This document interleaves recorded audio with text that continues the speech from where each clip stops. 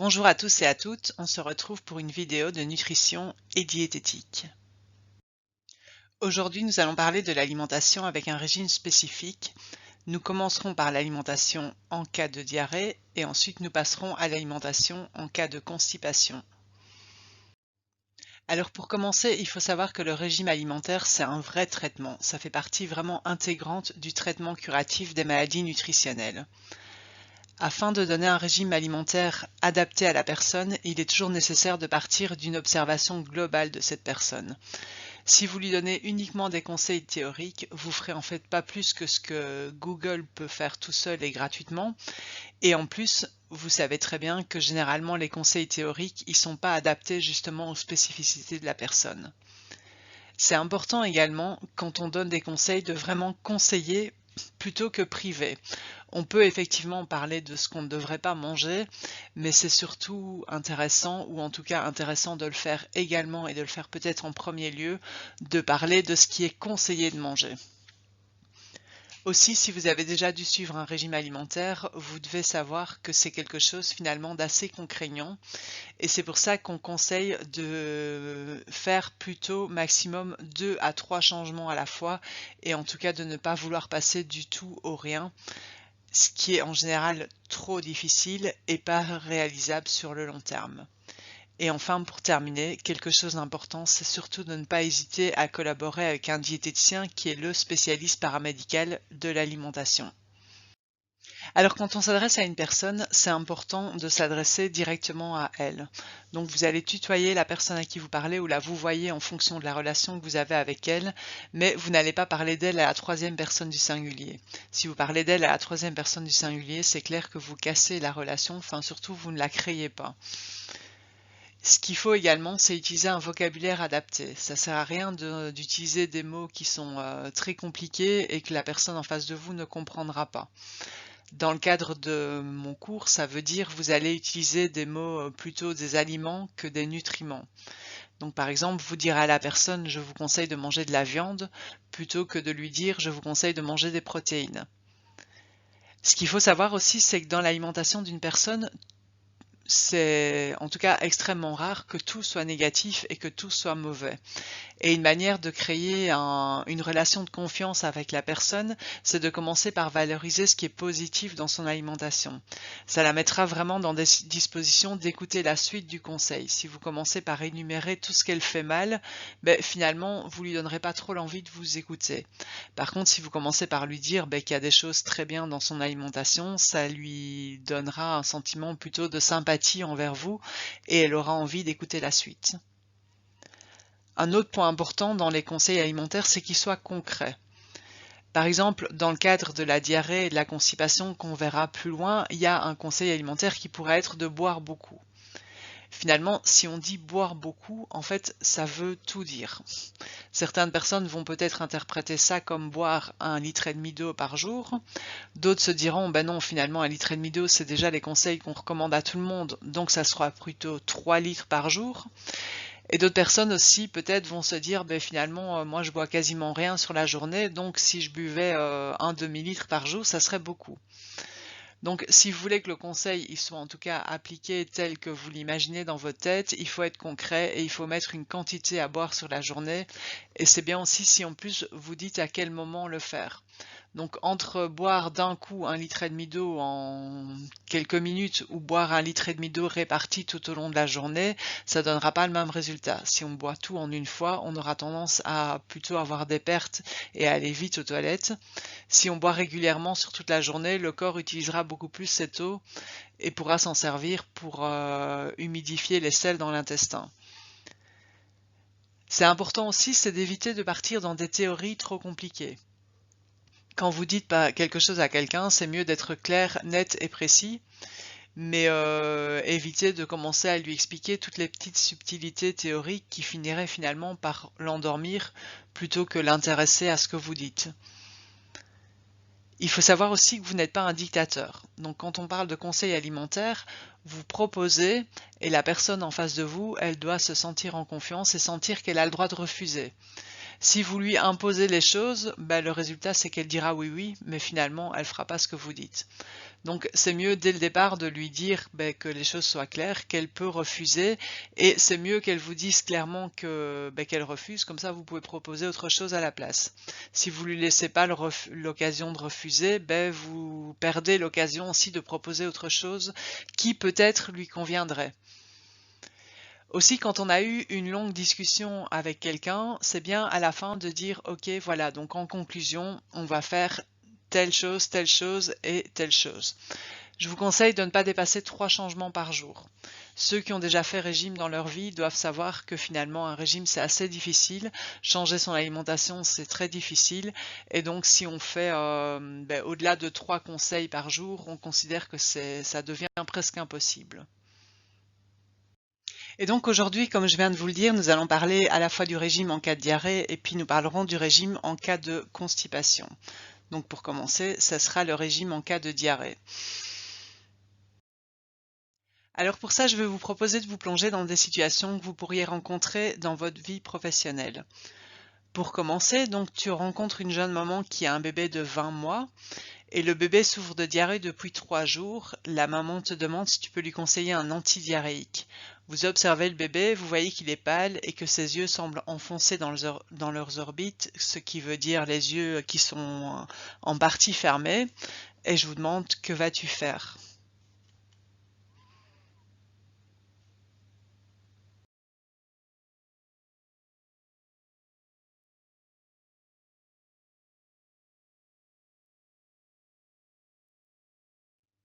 Le bébé porte des signes de déshydratation, donc la pâleur et les yeux enfoncés dans leur orbite. Il faut savoir que chez un bébé, une déshydratation peut très vite devenir grave. Et ici, vous êtes quand même face à une maman qui commence à se poser des questions, donc qui est inquiète.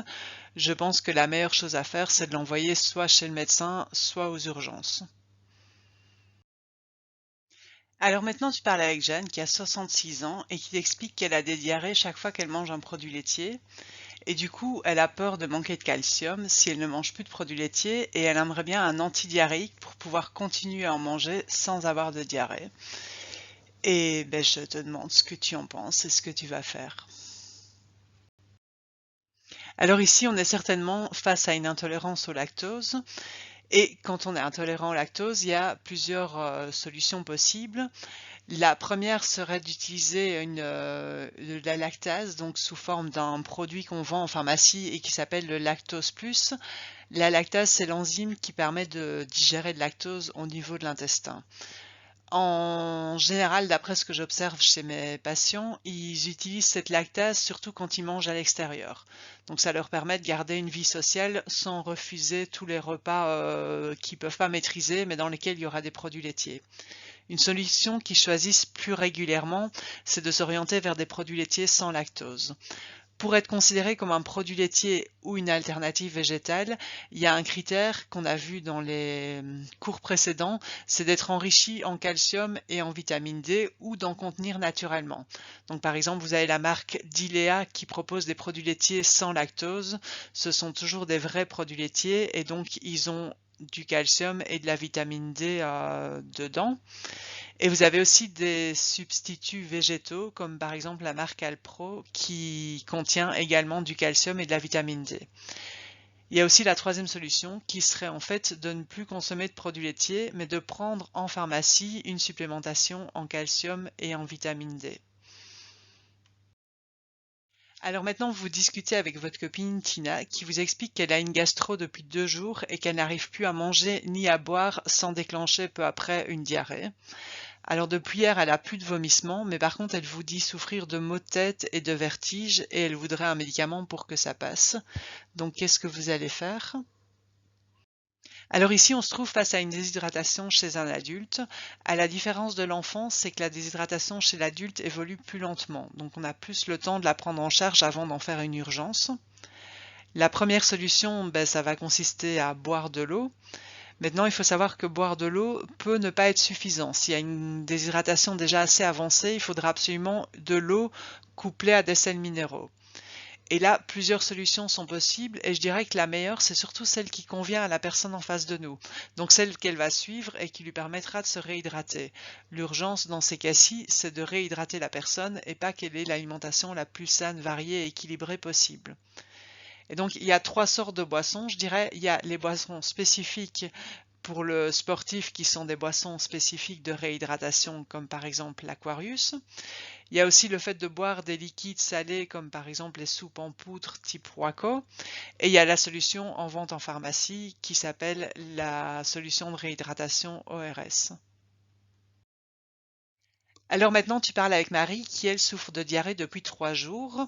Elle vous explique que hier, elle allait bien et qu'elle a mangé 2 tranches de pain gris avec du jambon et que ce matin, de nouveau, elle a de la diarrhée. Est-ce que vous avez une idée de pourquoi sa diarrhée recommence?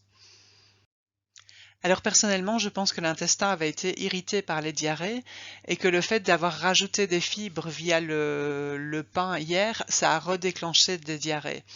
C'est pour ça que généralement, après une diarrhée, pendant 1 jour ou 2, on va proposer un régime sans fibres, qui sera donc un régime dans lequel on évitera les fruits et les légumes, surtout quand ils sont crus, on évitera les céréales complètes et on évitera les graisses cuites.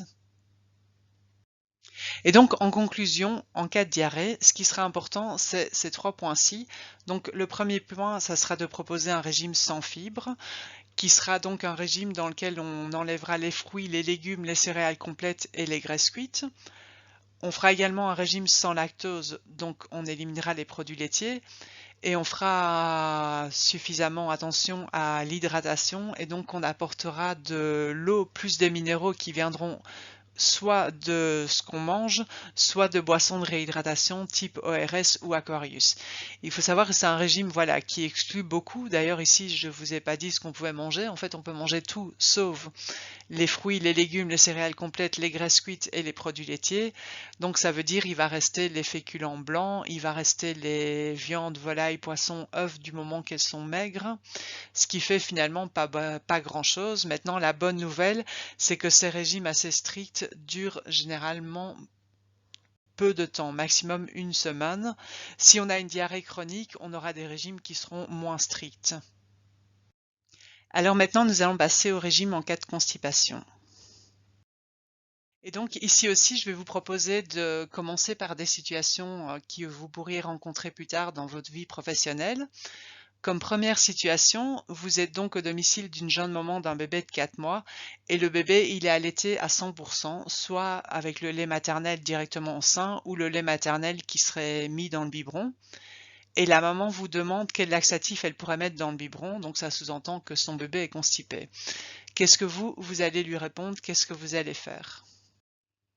Alors dans cette situation, ce qu'il faut savoir, c'est qu'un bébé nourri exclusivement au sein, finalement, il reçoit peu de fibres, surtout si la maman en consomme très peu. Ça veut dire que peut-être que finalement, dans son intestin, il n'y aura pas de déchets et que c'est pour ça qu'il fera très peu de sel. Donc il faut différencier le bébé qui sera un bébé qui aura l'air de se sentir très bien mais qui n'ira pas à sel par rapport au bébé qui pleurera, on verra, qui poussera mais qui n'arrivera pas à éliminer ses sels.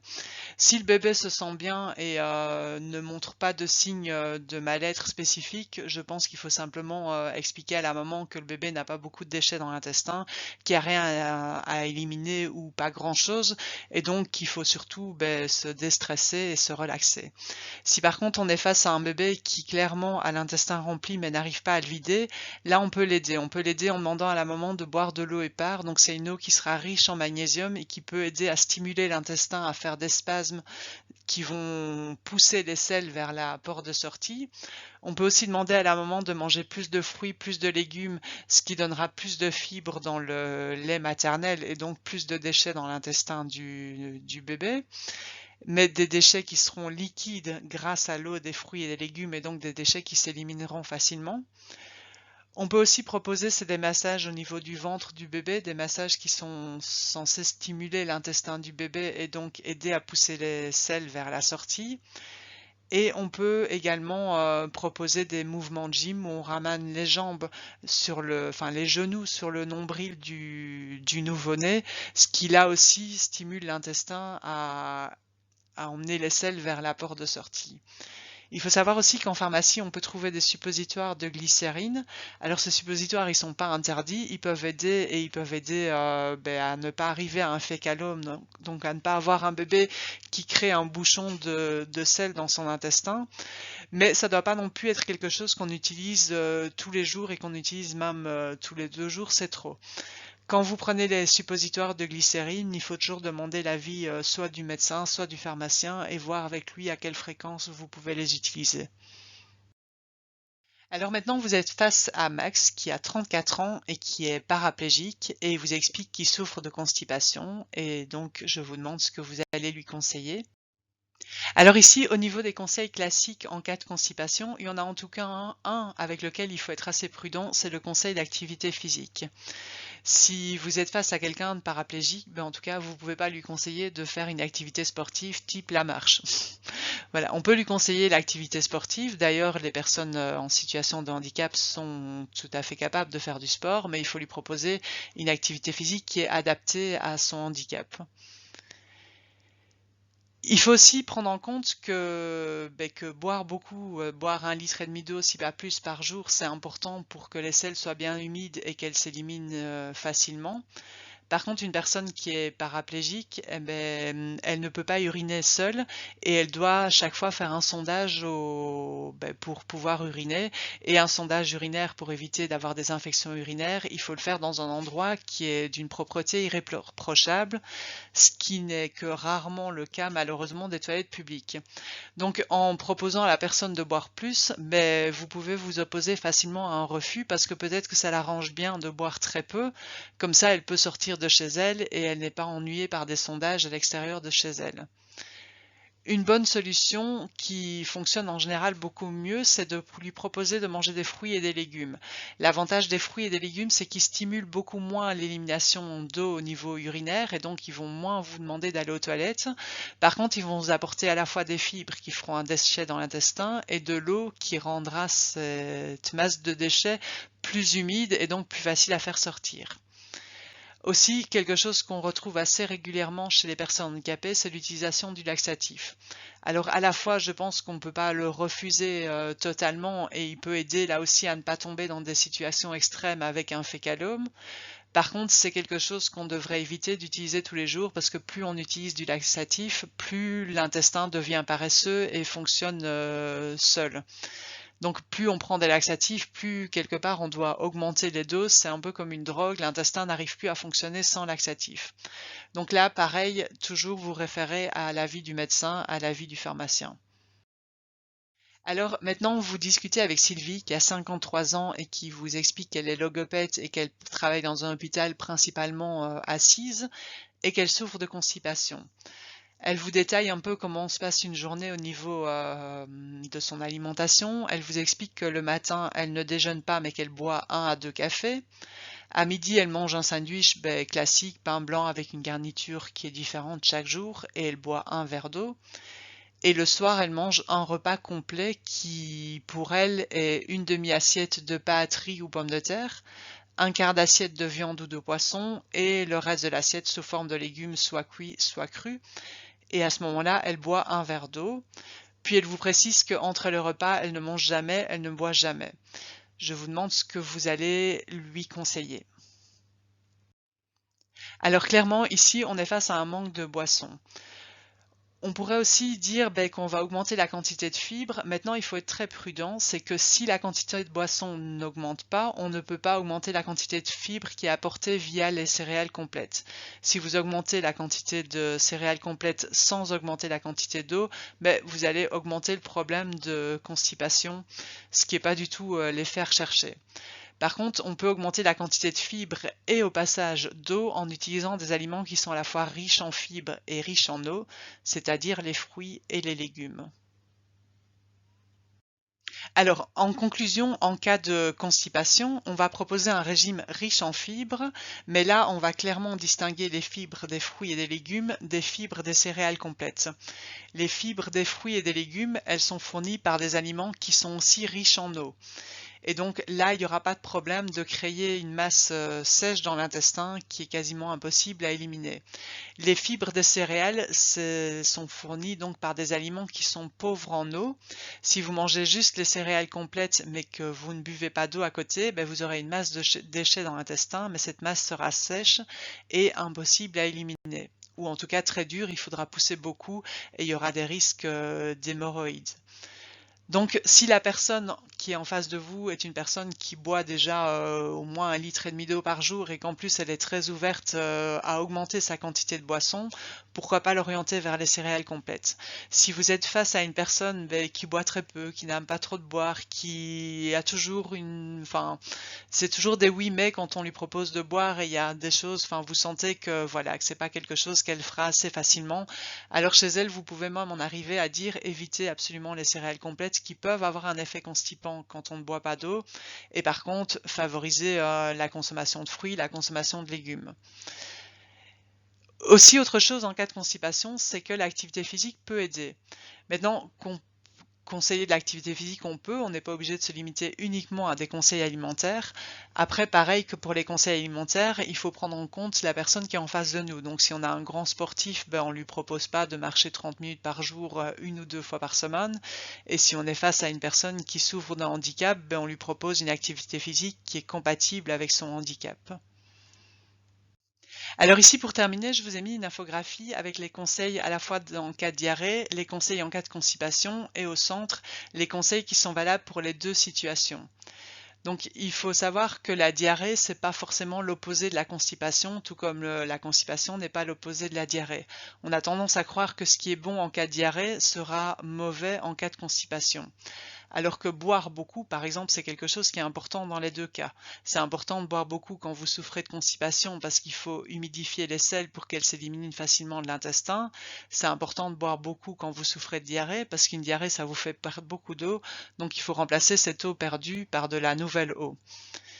Il y a aussi des aliments qui ont mauvaise réputation parce qu'on les donne généralement quand une personne souffre de diarrhée, ben on lui dit mange du riz, ça sera bon, ça resserrera l'intestin. Et du coup, on pense que manger du riz constipe, ce qui est une fausse croyance. Et en fait, le riz, la banane et la pomme râpée, ce sont plutôt des aliments qu'on pourrait appeler régulateurs de transit. Donc ça veut dire qu'ils vont rendre des selles liquides plus consistantes et ils vont rendre des selles sèches plus humides. Donc ils vous aideront à la fois si vous souffrez de diarrhée et si vous souffrez de constipation.